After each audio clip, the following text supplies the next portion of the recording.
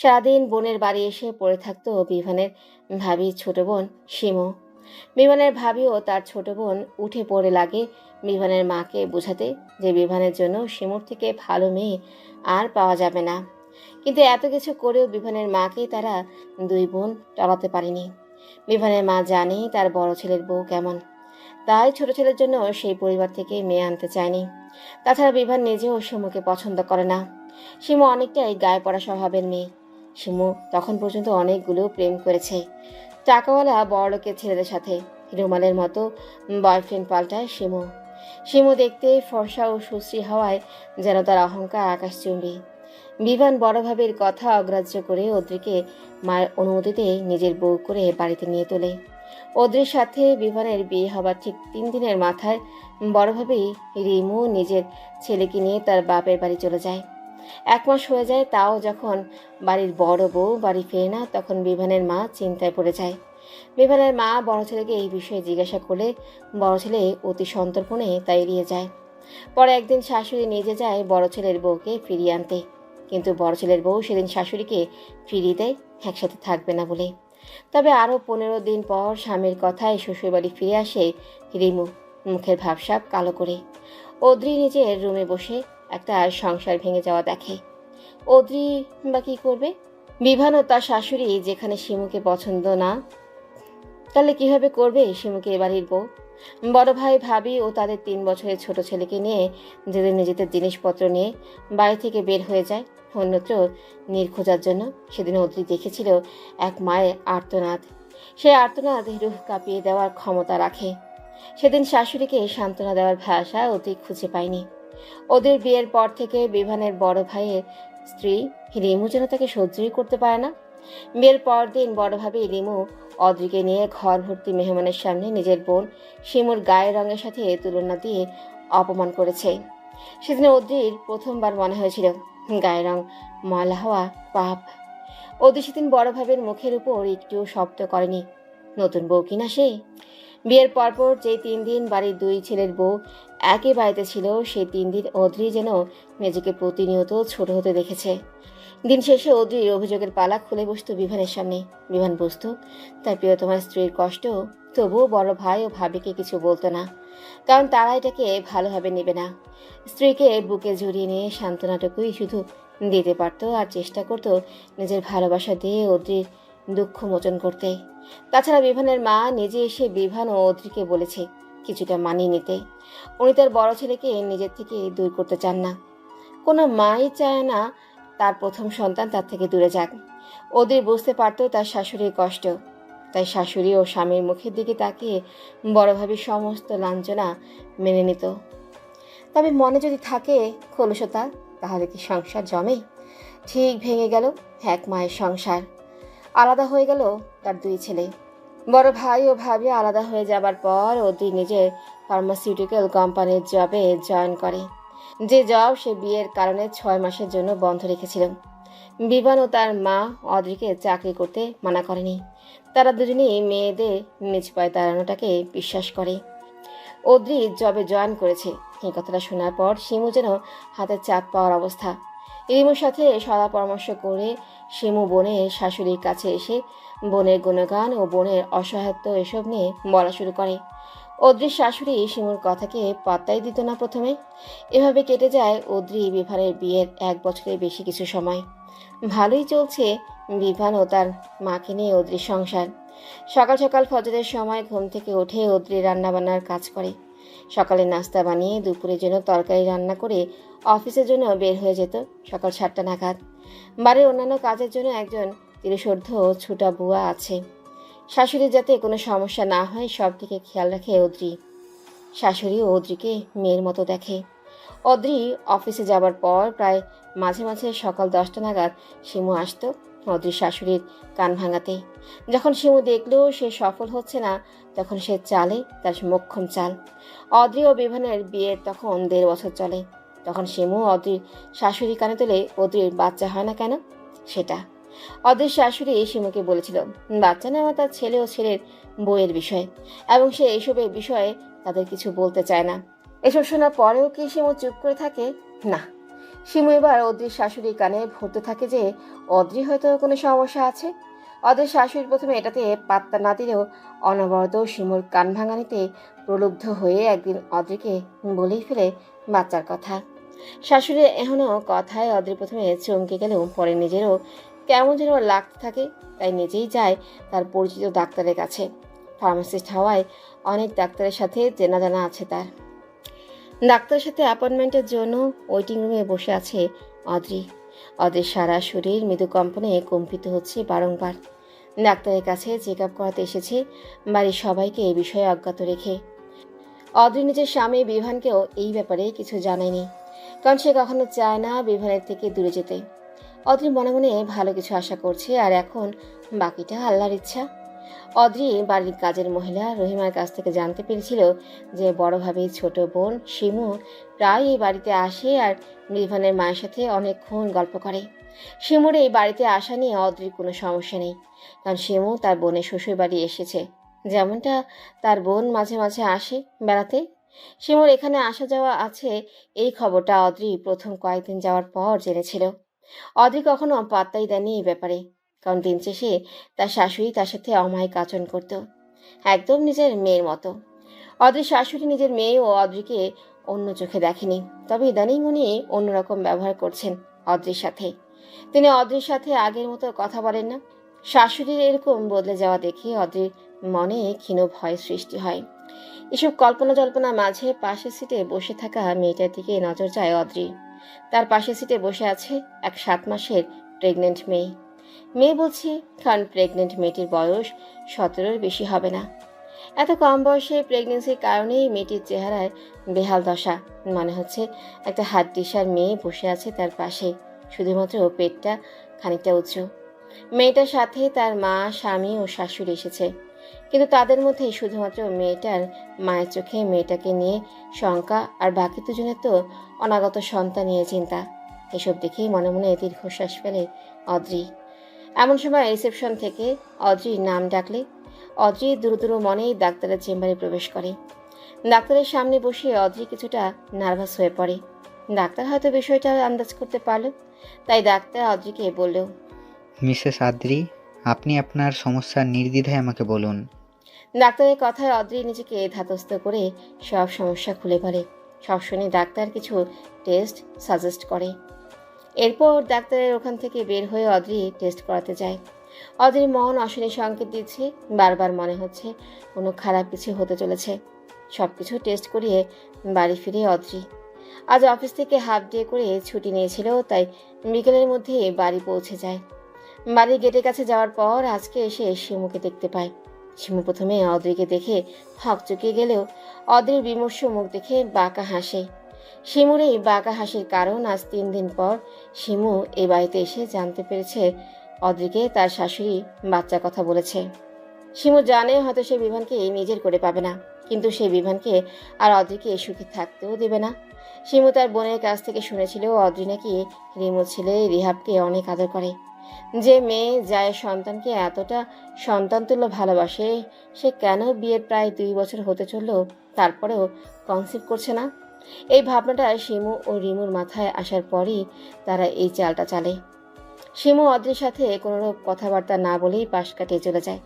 অদ্রি শিমুর মুখে বাঁকা হাসি দেখে এবার ঠাউর করতে পারল যে তার শাশুড়ির মাথায় সব শিমুই ঢোকাচ্ছে রিমুর সলা পরামর্শে।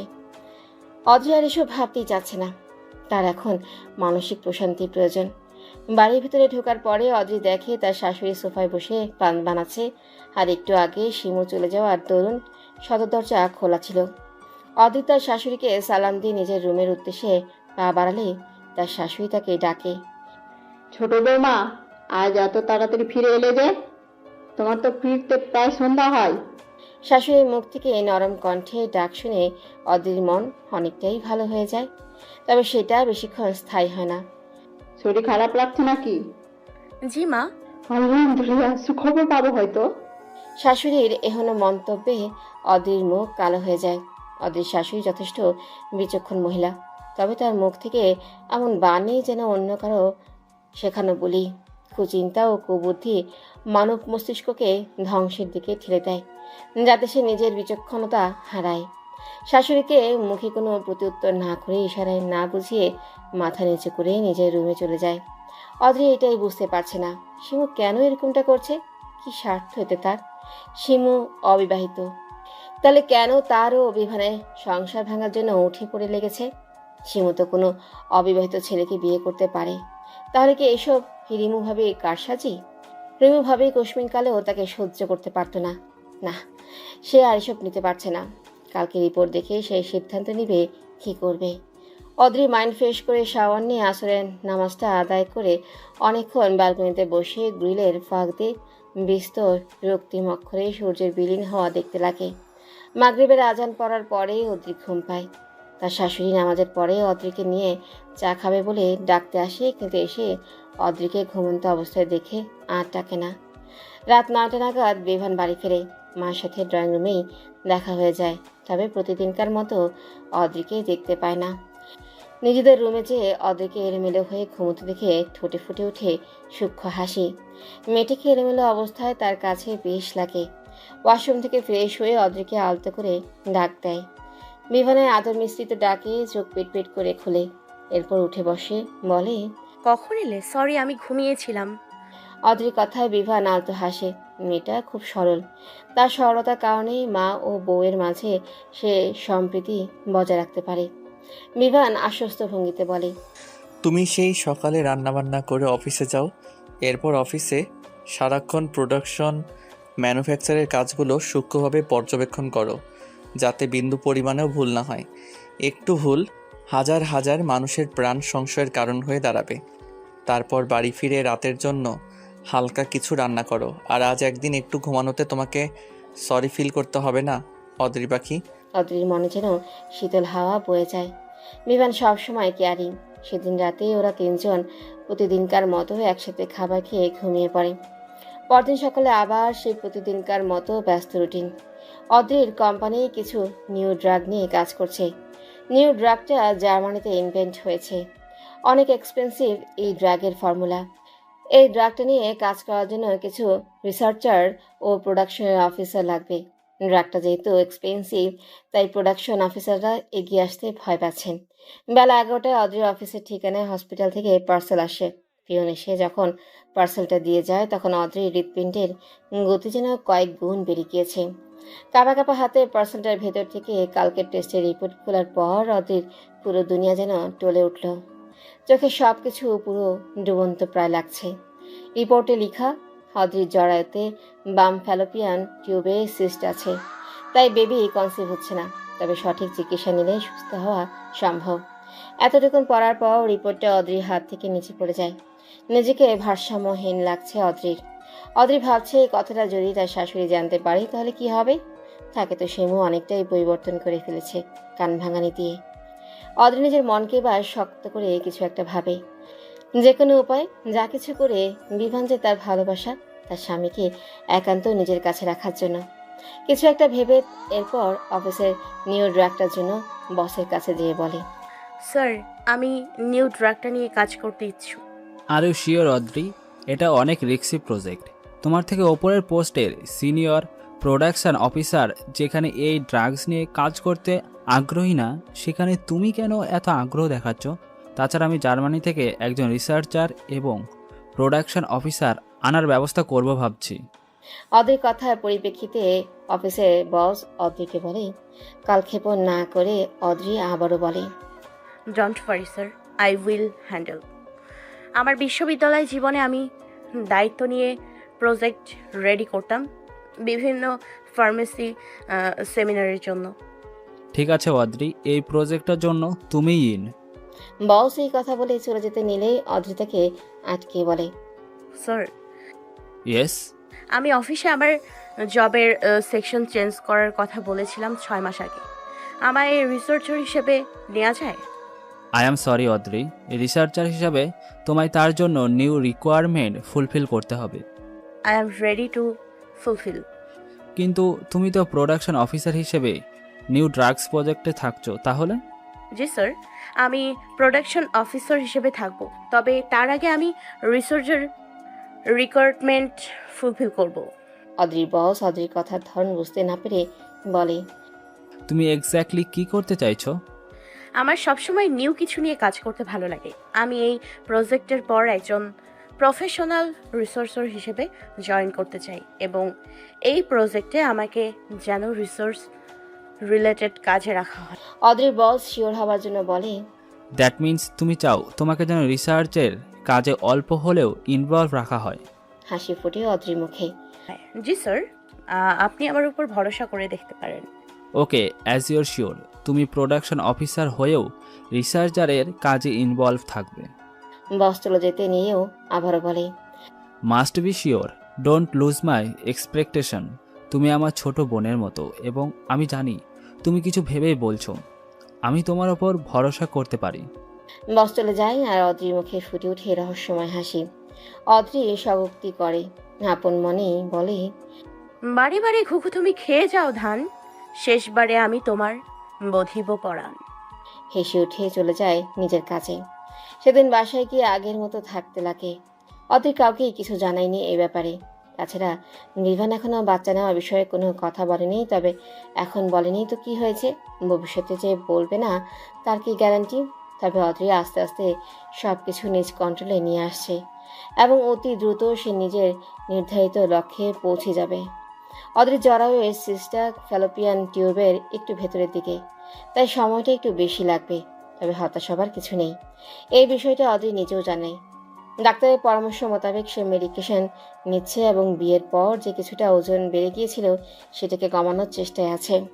এদিকে শিমু কিছুদিন পর পর আসে আর বিভানের মায়ের কানে এ কথা সে কথা তোলে। বিভানের মা মাঝে মাঝে বিরক্ত হয়ে অদ্রিকে কথা শোনায়।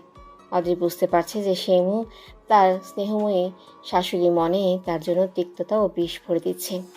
এত সব জানার পরেও অদ্রি চুপ করে আছে, কারণ সে সঠিক সময়ের অপেক্ষায় অপেক্ষমান। অদ্রি কোনো কাঁচা কাজ করে না। ফার্মেসি নিয়ে তার পড়াশোনার মূল উদ্দেশ্য ছিল সায়েন্টিস্ট হওয়া। অদ্রি সায়েন্টিস্ট হয়ে এমন কিছু নিয়ে রিসার্চ করতে চায় যা তাকে সাফল্যের দ্বারপ্রান্তে নিয়ে যাবে। হসপিটাল থেকে রিপোর্ট পাওয়ার 3 মাস অতিক্রম করে ফেলেছে। এখন অদ্রি ও বিভানের বিয়ে 2 বছর 2 মাস চলে। অদ্রি নিউ প্রজেক্টের কাজ খুব মনোযোগ দিয়ে করে। কোনো রকম ভুল সে করতে নারাজ। এই নিউ ড্রাগটাই নির্ধারণ করবে অদ্রির পরিকল্পনার বাস্তবায়ন। ইদানিং শাশুড়ির বাচ্চা নিয়ে কথাবার্তা যেন বেরিয়ে চলেছে। অদ্রি জানে এটা স্বাভাবিক, সব সংসারে শাশুড়ি বাচ্চার জন্য বলতে থাকে বিয়ের কিছু সময় পর থেকে। সেদিক দিয়ে অদ্রির শাশুড়ি অনেকটাই সহনশীল। শিমু ও রিমোর কুচক্রের কারণে তার শাশুড়ি দিন দিন অসহনশীল হয়ে যাচ্ছে। যেই শাশুড়ি এতদিন অদ্রিকে মেয়ের মতো দেখত ও ভালোবাসত, আজ সেই শাশুড়ি তাকে ছেলের বউয়ের অন্যথায় কিছু ভাবতেই পারছে না। অদ্রি জানে রিমু ভাবে সম্পত্তির প্রতি লোভ বেশি। সম্পত্তির লোভের কারণে নিজের সেচে বেড়ানো বোনের সাথে দেবরের বিয়ে দিতে উঠে পড়ে লেগেছিল। শেষ পর্যন্ত সফল হয়নি। তবে বিয়ে দিতে সফল না হলেও এখন ঘর ভাঙার চেষ্টা চালিয়ে যাচ্ছে। আর বড় ভাই, সে তো বউ যা বলে সব সত্য মানে। এক কথায় তার বউ তাকেও তাদের একমাত্র ছেলে রিহাবকে ছেড়ে চলে যাবার ভয় দেখায় যদি তার বিরুদ্ধে কিছু বলে তো। বড় ভাই জানেও না যে তার বউ এবং শালী মিলে কি ষড়যন্ত্র করছে। মা ও ছোট ভাইয়ের সাথে যোগাযোগ তো আছেই এবং কোনো উৎসব মুখর পরিবেশে সে নিজের স্ত্রী এবং ছেলেকে নিয়ে মা, ছোট ভাই ও ছোট ভাইয়ের স্ত্রীর সাথে পালন করতে আসে। অদ্রি আইসোলেটেড ল্যাবে দাঁড়িয়ে কেমিক্যাল মিক্স করছে। 2 মাস হলো সে একই কোম্পানির রিসার্চ অ্যান্ড ডেভেলপমেন্ট বিভাগে জয়েন করেছে। তবে এই ড্রাগটার জন্য সে স্পেশালি হায়ার অথরিটি থেকে পারমিশন নিয়েছে যাতে তাকে প্রোডাকশন অফিসার থেকে রিমুভ না করে। পারিশ্রমিক সে প্রোডাকশন অফিসারের মতোই নেবে যতদিন না ড্রাগটা মার্কেটে আসছে। কেমিক্যাল মিক্স করার সময় অদ্রি এক দৃষ্টিতে তাকিয়ে আছে কেমিক্যালের যে রিয়েকশন হচ্ছে সেটার দিকে। অদ্রির চাহনি খুব শান্ত, যাকে বলে হিমশীতল দৃষ্টি।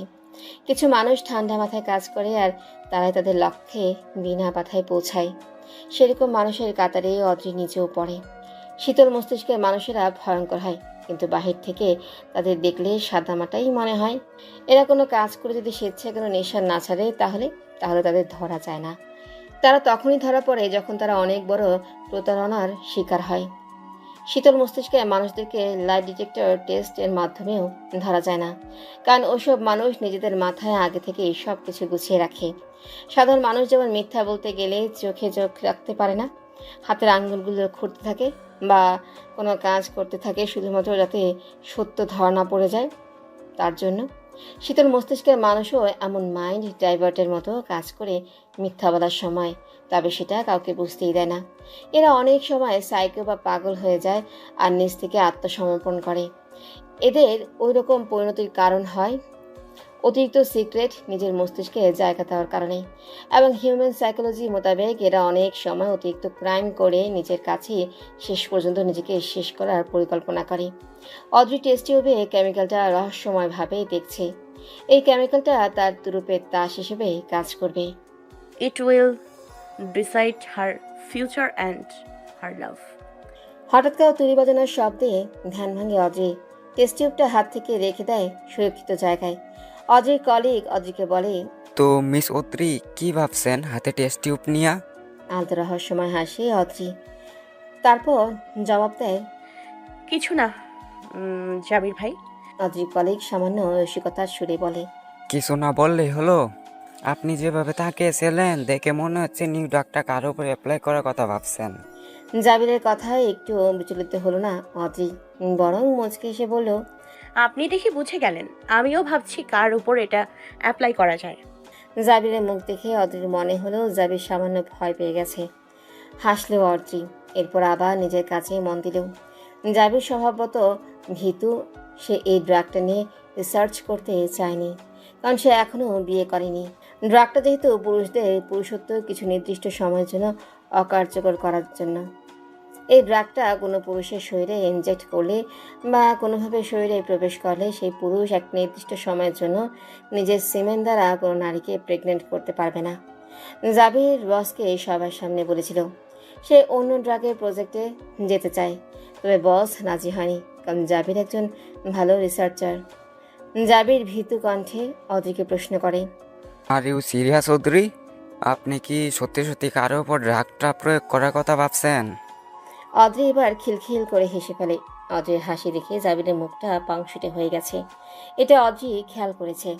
অদ্রি হাসি থামিয়ে ঠোঁট সামান্য কামড়িয়ে বলে, ইয়েস, আই এম সিরিয়াস। আমি এটা অবশ্যই কারোর উপর প্রয়োগ করব। জাবির তোতলানো স্বরে বলে, কার উপর? মুচকি এসে অদ্রি বলে, আমার হাজবেন্ডের উপর। জাবির বেগমের মতো মুখ বানিয়ে অদ্রির মুখপানে তাকিয়ে আছে। তারপর সে হড়বড়িয়ে বলে, কি বলছেন আপনি? আপনি আপনার হাজব্যান্ডের উপর এটা কেন প্রয়োগ করবেন? তাছাড়া আপনাদের তো এখনো বেবি হয়নি।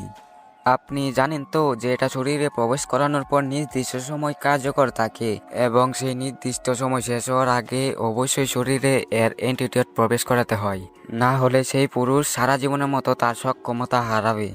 জাবিরের প্রতিটা কথা অদ্রির মুখে হাসি ঝুলিয়ে রেখেই শুনেছে, এবং সেই হাসি দেখেই যেন জাবিরের শরীর হিম হবার উপক্রম। অদ্রির কাছে অন্তত তাই মনে হলো। অদ্রি এবার ভাবল জাবিরের ভয় আর বাড়ানোর ঠিক হবে না, তাই সে কথা কাটাতে বলল, কুল ডাউন জাবির ভাই, আমি তো আপনার সাথে রসিকতা করছিলাম, আর আপনি কি না সিরিয়াসলি নিয়ে নিলেন? জাবির যেন হাঁপ ছেড়ে বাঁচে। তারপর তটস্থ করার মতো সুরে বলে, এরকম মজা করবেন না মিসেস অদ্রি। আপনার বলার ধরন দেখে আমি প্রচণ্ড ভয় পেয়ে গেছিলাম। অদ্রি ভাবলিসীনভাবে বলে, আমি তো প্রথমে বলেছিলাম যে আমি কিছু ভাবছি না, কিন্তু আপনি তো কথাটাকে পেঁচালেন, তাই আমিও একটু পেঁচালাম আর কি। আমি কি করে জানবো যে আপনি এভাবে ভয়ঙ্কর মজা করবেন? জানলে কি আমি বলতাম? অদ্রির কথা বিপরীতে জাবির বলে। অদ্রি এবার ডোন্ট কেয়ার ভাব নিয়ে বলে, আমি আমার হাজবেন্ডকে মাত্রাতিরিক্ত ভালোবাসি এবং সে নিজেও আমাকে ভালোবাসে, তাহলে আমি কেন তাকে এই ড্রাগ ইনজেক্ট বা তার শরীরে প্রবেশ করাবো? আপনিও না জাবির ভাই, মজা করে বলা কথা বুঝেন না। অদ্রি আবার মুখে রহস্যময় হাসি টেনে বলে, জাবির ভাই, আপনি কি জানেন এই ড্রাগটার ইফেক্টে কিছু হলে তা মেডিকেল টেস্টের মাধ্যমে বোঝা যায় না, একদম প্রাকৃতিকভাবে হয়েছে মনে হয়। জাবির ঘামতে থাকে অদ্রির কথায়। জাবির আর কথা না বাড়িয়ে চলে যায় সেখান থেকে নিজের কাছে। অদ্রি মনে মনে বলে, আমি বাধ্য কাজটা করতে, নিজের মানুষকে নিজের কাছে রাখার জন্য। তাছাড়া এই ড্রাগটা আমি বিভানকে দিব এবং মেয়াদ শেষ হবার আগেই অ্যান্টিডট দিয়ে দিব, তাহলে শিমু ও রিমু ভাবির পরিকল্পনা বাস্তবায়ন হবে না। But I can't lose Bihan. You will be mine forever at any cost. এর পরের দিন অদ্রি ইচ্ছে করে অফিসে যায়নি, ছুটি নিয়েছে বসের থেকে। অদ্রিতের ছুটা বুয়া বলেছে শিমু সপ্তাহে 2 দিন আসে, সোমবার ও বৃহস্পতিবার। আজকে সোমবার, তাই অদ্রি দেখতে চায় শিমুর ব্যবহার। ঠিক বেলা 12টায় কলিং বেল বাজে আর অদ্রি বুয়া বা তার শাশুড়িকে দরজা খুলতে উঠতে না দিয়ে নিজে গিয়ে দরজা খুলে দেয়। অদ্রি দরজা হাসি মুখে খুলে, কিন্তু অপর পাশের মানুষটা হয়তো অদ্রিকে এ সময় আশা করেনি, তাই তার মুখশ্রী অন্ধকার হয়ে গেল। শিমু কি পরিকল্পনা নিয়ে এসেছিল তা আজকে অদ্রি কিছুতেই সফল হতে দেবে না। অদ্রি শিমুর সাথে গল্প জুড়ে দিয়ে বসেছে। অদ্রির শাশুড়ি সেও হাসি মুখে ওদের সাথে কথা বলছে, কিন্তু শিমু সে বারবার উসখুস করছে অদ্রির শাশুড়িকে একটু একা পাওয়ার জন্য। অদ্রি তো অদ্রি, সে আজকে বুয়াকে সব বুঝিয়ে দিয়েছে যাতে তাকে সাহায্য করে। দুপুরে খাবার খেয়ে অদ্রির শাশুড়ি নিজের রুমে ঘুমাতে চলে যায়। শিমু সেটা দেখে নিজেও যেতে নেয়, কিন্তু তখনই তার পথ রোধ করে দাঁড়ায় অদ্রি। অদ্রি শিমুকে হাসি মুখে বলে, শিমু, চলো না আর একটু গল্প করি। রিমু ভাবি থাকলে তার সাথে গল্প করতে পারতাম, কিন্তু এখন নিজের জীবনটাকে রোবটের মতো লাগে। সারা জীবন অফিস করে রাতেই একটু সময় পাই, আর এটা বিভানের সাথে কোয়ালিটি টাইম স্পেন্ড করি। গার্লস টপিকে তো আর এখন কথাই হয় না কারোর সাথে। আজ অনেক দিন পর কাউকে পেয়েছি, চলো ছাদে যাই। কথাগুলো বলে অদ্রি ছাদের উদ্দেশ্যে পা বাড়ায়।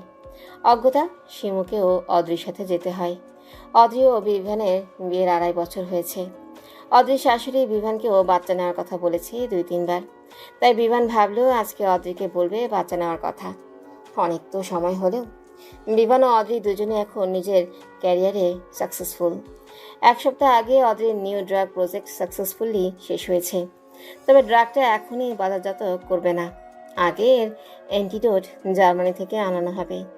রাতের বেলা বিভান অদ্রিকে জড়িয়ে ধরে বিছানার বোর্ডের সাথে হেলান দিয়ে বসে আছে। অদ্রি চুপ করে স্বামীর বুকে মাথা রেখে বসে আছে। কিছু সময় অতিবাহিত হবার পর বিভান বলে, অদ্রি পাখি, হুম, তোমাকে একটা কথা বলবো। বলো। এতে অনুমতি নেওয়ার কি আছে বিভান? না, আসলে মা বলছিল আমাদের এখন বাচ্চা নেওয়া উচিত। ও, তুমি কিছু বলবে না? বলবো তো। তাহলে বলো। শুধু কি মা বলেছে নাকি তুমিও? মায়েরটা মা আমায় বলেছেন, এখন তুমি তোমারটা বলো। বিভান বুক ভরে শ্বাস নেয় আর অদ্রি বিভানের বুক থেকে মাথা উঁচিয়ে বিভানের মুখের দিকে তাকিয়ে আছে। বিভান বলে, আমারও মনে হয় এখন বাচ্চা নেওয়া ভালো হবে। বিভানের কথায় অদ্রি প্রত্যুত্তর করে না। অদ্রির রেসপন্স না পেয়ে বিভান বলে, কিছু বলছো না যে? কি বলবো, বাচ্চা আসলে অবশ্যই নিব। বিভান বুঝলো অদ্রির কথা, তবে সে আজ তার প্রিয়তমাকে কাছে পেতে চায়, প্রিয়তমার ভালোবাসায় সিক্ত করতে চায় নিজেকে। অদ্রি বাধা দেয় না বিভানকে। অদ্রি নিজেও ডুবে যায় তার প্রাণপুরুষের ভালোবাসায়, তবে সে তার পরিকল্পনা কালকে থেকেই শুরু করবে। আজকে স্বামীর ভালোবাসায় সিক্ত হবে। সময় নদীর স্রোতের মতোই বহমান। সময়ের সাথে ঘটে অনেক অনাকাঙ্ক্ষিত উত্থান পতন। ঠিক তেমনি বিভান ও অদ্রির জীবনে চলছে কিছু দুঃসময়। বিভান অদ্রিকে বাচ্চার কথা বলার প্রায় 3 মাস হয়ে গেছে। অদ্রি এখনও কনসেপ্ট করেনি। এদিকে বিভানের মা অনবরত বাচ্চার কথা বলেই মুখের ফেনা তুলে ফেলেছে। তাছাড়া ওনারা এরকম বাচ্চার জন্য অধৈর্য হবার কারণটা সত্যি বলতে পুরোপুরি ভুল নয়। বিভান ও অদ্রির বিয়ে 3 বছর প্রায় হতে চলল, এবং বিভান সেদিন তার মাকে আশ্বাস দিয়েছে তারা জলদি বাচ্চা নেওয়ার প্ল্যান করছে। বিভানের মা একদিকে ছেলের কথায় আশায় আছে, আরেকদিকে শিমুর প্রতিনিয়ত উস্কানিমূলক পরামর্শ। অদ্রি আবারও বাসার 2 জায়গায় সিক্রেট ক্যামেরা ফিট করেছে, সাথে কিছু মাইক্রোচিপ। এই secret camera recording Adri office থেকে ফেরার পথে দেখে এবং বাসায় এসে বিভান না ফেরার আগ পর্যন্ত দেখে। সিক্রেট ক্যামেরা ড্রয়িং রুমে এবং বিভানের মায়ের রুমে লাগানো, আর মাইক্রোচিপ আর কয়েকটা জায়গায় এক্সট্রা লাগানো আছে। এসবের বদৌলতে অদ্রি জানতে পারে বাড়িতে কি হচ্ছে। অদ্রি আবারও ডাক্তারের কাছে গেছে। চেক আপ করে ডাক্তার বলল, মিসেস আদ্রি, আপনি কিছুটা রিকভার করেছেন, তবে অনেক স্লোভাবে। সিজটা ক্রমশ ছোট হচ্ছে। আল্লাহ চাইলে আর 3 মাস পর কনসিভ করতে পারবেন, যদি আপনারা কোনো প্রিকশন না নিন। তবে কিন্তু আমি বলবো আপনারা যখন এত সময় অপেক্ষা করেছেন তাহলে আরও কয়েক মাস অপেক্ষা করুন। জি ডক্টর, আমি অপেক্ষা করব। বাই দ্য ওয়ে মিসেস আদ্রি, আপনি আগেরবারও একা এসেছেন এবং এবারও একা আসলেন। আপনার হাজব্যান্ড কোথায়? অদ্রির ডাক্তারের কথায় থম মেরে যায়। কি জবাব দেবে সে? সে তো বিমানকে জানায়নি এ ব্যাপারে কিছু।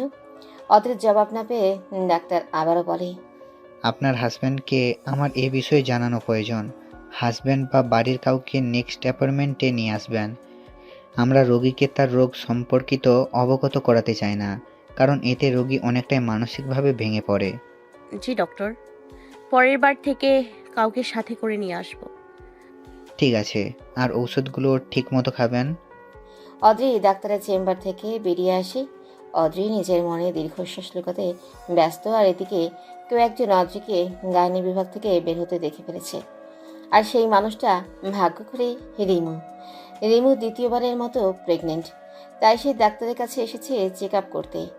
রিমুর সাথে অবশ্য তার স্বামী বিমানের বড় ভাই ইভান এসেছে। ইভান একটা জরুরি কল আসার কারণে হসপিটালের ভেতরে ওয়েটিং রুমে রিমুকে ও রিহাবকে রেখে বাইরে গেছে। ইভান অদ্রিকে দেখেনি।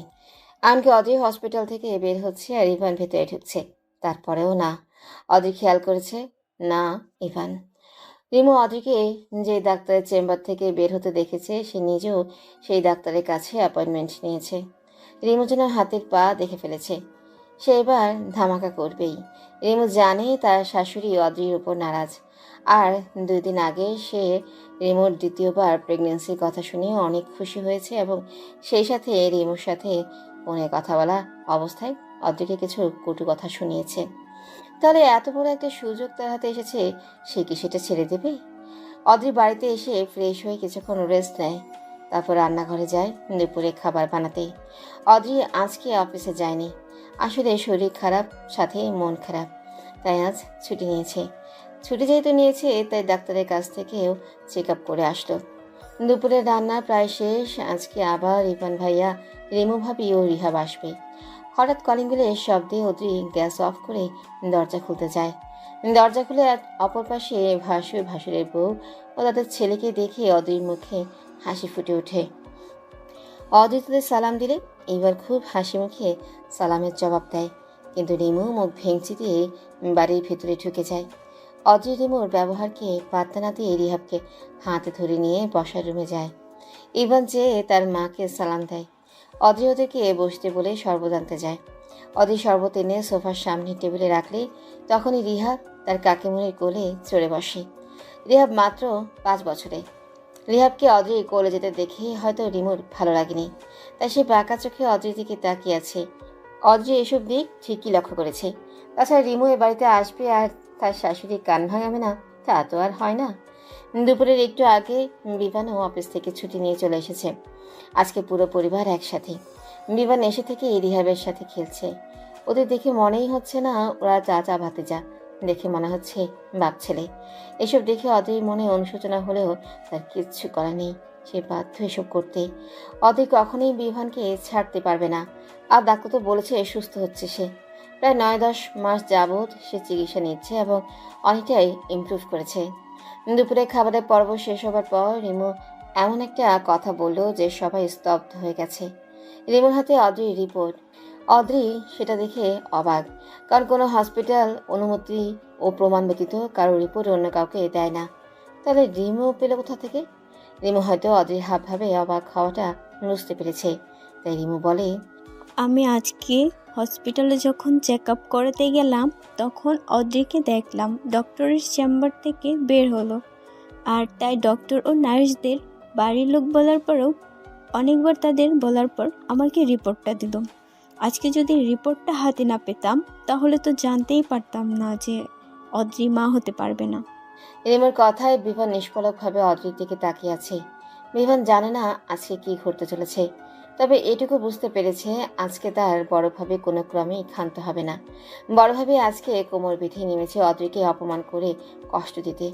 তাছাড়া বিভানের মা সে তো তার ছোট ছেলের ঘরে নাতি নাতনি দেখার জন্য উদ্গ্রীব হয়ে আছে। মাকে কিভাবে বোঝাবে বিভান? সে তো নিজেকেই সামলাতে পারছে না। বিভান সেদিন অদ্রিকে বাচ্চা নেওয়ার কথা বলেছিল তার মায়ের কথায়, নাহলে অদ্রিকে এসে বাচ্চার কথা বলতো কি না তা সে জানে না। বিভান বাচ্চা নিতে চায় না বিষয়টা এমন না, বিভান বাচ্চা নিতে চায়, তবে ভয় হয় দুই ধরনের। প্রথম ভয়, বিভান স্বচক্ষে দেখেছে তার বড় ভাবিকে। তার বড় ভাবি রিহাবের জন্মের পর থেকেই কেমন যেন বদলে যেতে শুরু করেছিল। বড় ভাবি রিমু রিহাবের জন্মের আগে মায়ের সাথে সাহায্য করত, মাকে অনেকটাই মেনে চলতো। তবে রিহাবের জন্মের পর থেকে যেন মাকে মানতেই চায় না, এমনকি বড় ভাইকেও সব সময় চুপ করিয়ে রাখে। সারা জীবন তার মা 3 ছেলে মেয়েকে আদর দিয়ে মানুষ করেছে, কখনো যেন কারোর সাথে অন্যায় না করে। কিন্তু সে নিজে কি পেল? শেষ বয়সে এসে বড় ছেলের বউয়ের অবহেলা। অদ্রি কখনো মায়ের মুখের উপর কিছু বলেনি, কারণ অদ্রিকে বিভান বিয়ের আগেই বলে দিয়েছে যেন তার মাকে তার বড় ভাবে যেমনটা ট্রিট করে সে যেন এরকমটা না করে। অদ্রি ওই সময়টা বলেছিল, তোমার মা মানে আমারও মা, আমি কেন তাকে অন্য চোখে দেখবো? তাকে আমি আমার মায়ের মতোই ভালোবাসবো, যদি সে আমাকে মেয়ে ভাবতে পারে। বিভান সেদিন হেসেছিল তৃপ্তির হাসি। হ্যাঁ, সে পেরেছে একটা সঠিক মেয়েকে নিজের জীবন সঙ্গিনী হিসেবে বেছে নিতে। দ্বিতীয় ভয়, অনেকের প্রেগন্যান্সিতে কমপ্লিকেশন থাকে, যদি অদ্রিরও কমপ্লিকেশন হয় তো? ওই সময় যদি মা ও বাচ্চাকে যে কোনো একজনকে বেছে নিতে বলে, তাহলে বিভান কি করবে? আর আজ যখন বিভান জানতে পারলো অদ্রির মা হতে পারবে না, তখন সে কি করবে? বিভান জানে তার মা ইদানিং কয়েক মাস যাবৎ অদ্রিকে বাচ্চা নেওয়া নিয়ে অনেক কথা বলেছে। অদ্রি তাও তার মায়ের উপর একটা কথাও বলেনি। বিভান বুঝতে পারতো অদ্রির মন খারাপ, কিন্তু সে কি করবে? তাও অদ্রির মন ভালো করার জন্য যা লাগে তাই করত। হঠাৎ আবার রিমু ভাবির কথায় নীরবতার পতন ঘটে। রিমু ভাবি বলে, একটা বাজে মেয়েকে আমাদের বিমানের গলায় ঝুলিয়ে দিয়েছে এই মেয়ের পরিবার। এবার এতক্ষণ যাবত তার স্ত্রীকে ইশারাতে থামতে বলছিল, কিন্তু এখন মা, ছোট ভাই ও ভাইয়ের বউয়ের মুখের দিকে তাকিয়ে রিমুকে একটা ধমক দেয়। চুপ করো রিমু, তোমাকে কতক্ষণ যাবত বোঝাচ্ছিলাম যে এইগুলো বলো না, কিন্তু তুমি তাও বলে যাচ্ছ। কেন আমি চুপ করব? এই মেয়েটা মা হতে পারবে না, তো এটা কি আমার দোষ? এই মেয়েটার জন্য আমার বোনকে মুখের উপর অপমান করেছি বিবান। এই মেয়েটার থেকে আমার বোন কোনো অংশে কম? ইভান যেন রিমুর কথার কোনো তালগোল পাচ্ছে না, তাই বলে, এখানে তোমার বোন কেন আসছে রিমু? আমরা সবাই জানি বিবান অদ্রিকে বিয়ের 3 বছর আগে থেকে ভালোবাসে, আর তখন তোমার সাথে আমার বিয়ে হয়নি। আর না তোমাকে বা তোমার বোনকে আমরা 2 ভাই চিনতাম। রিমু হয়তো খেপে যায়, তাই ইভানকে বলে, ও, এখন তুমিও এই মেয়েটার পক্ষ নিবে? তোমার মা ভাই কি কম ছিল যে এখন তুমিও? ইভান বুঝতে পারছে না রিমুকে সে কিভাবে বলে বোঝাবে। এই মধ্যে তাদের মা বলে ওঠে, তোমরা সবাই একটু থামো। আর ছোট বৌমা, তুমি আমাদের এ বিষয়ে জানাওনি কেন? শাশুড়ির কথায় রিমু চুপ করে গেলেও মনে মনে সে যে খুশি তা তার হাবভাবে লক্ষণীয়। অজি লম্বা শ্বাস নেয়, তারপর বলে, মা, ডাক্তার আমাকে সরাসরি বলেনি যে আমি মা হতে পারবো না। ডাক্তার বলেছে আমার বাম ফ্যালোপিয়ান টিউবের সিস্ট আছে এবং সেটা অপারেশন সম্ভব নিয়মিত মেডিসিনের মাধ্যমে। আমি 9 মাস যাবৎ মেডিসিন নিচ্ছি এবং আজকে ডক্টর বলেছে আর 3 মাস পর আমি বেবি কনসিভ করতে পারবো। তবে আরও কয়েক মাস যদি অপেক্ষা করি তবে ভালো। আপনাদের বলিনি যাতে আপনারা টেনশন না করেন, তার জন্য আমি সরি। অদ্রির কথাটা বলেই চুপ হয়ে যায়। বিভান যেন অদ্রির কথায় নিজের জান ফিরে পায়, কারণ তার মনে ভয় হচ্ছিল যদি তার মা অদ্রিকে ছেড়ে দিতে বলে। সে তো অদ্রিকে ভালোবাসে, তার মনে অদ্রির জায়গায় অদ্রি আর তার মায়ের জায়গা মা। অদ্রির কথায় তার শাশুড়ি আর কিচ্ছু বলে না, তবে রিমু, তার চোখ মুখ দেখে মনে হচ্ছে সে রাগে কটমট করছে, আর অদ্রি সেই হাবভাব দেখে মনে মনে আওড়ায়। তুমি চলো ডালে ডালে, তো আমি চলি পাতায় পাতায়। এরপর মনে মনেই বলে ওঠে, রিমু ভাবি, আপনার প্রতিটা চালের জন্য আমার কাছে তা কাটার জন্য চাল রেডি। দেখি আর কি কি করতে পারেন। ওদের শাশুড়ি তার বড় ছেলে ও ছেলের বউকে বলে, তোমরা না হয় এখন এ বাড়িতে চলে এসো, যতদিন না পর্যন্ত বৌমার ডেলিভারি হয়। রিমু তো মহা খুশি, অন্তত তার মুখ দেখে তাই মনে হচ্ছে। রিমু খুশিতে ডগমগ হয়ে কিছু বলতে নিবে তার আগেই হিবান বলে, না মা, আমরা আসবো না। রিমু তো আলাদা বাসা নিয়েছে নিজের মতো করে থাকতে, আর আদ্রির সাথে ওর জমে না বলে। তাছাড়া সত্যি বলতে রিমু এমনিতেই আদ্রির সাথে বিয়ের পর থেকে ভালোভাবে কথা বলেনি আর এখন তো রিমু আদ্রিকে প্রতিনিয়ত কথা শোনাতে ছাড় দিবে না। আমি তো রিমুকে চিনি, সে এখানে আসলে পরিবারের অশান্তি ছাড়া আর কিছু হবে না। রিমু সারাদিন বসে থাকবে আর আদ্রির দোষ খুঁজে বের করবে। আমি চাই না আমার বউয়ের জন্য আমার ছোট ভাইয়ের সংসারে সমস্যা হোক। আমার মাকে তো আমি আমার সাথে রাখতে পারিনি আমার বউয়ের জন্য।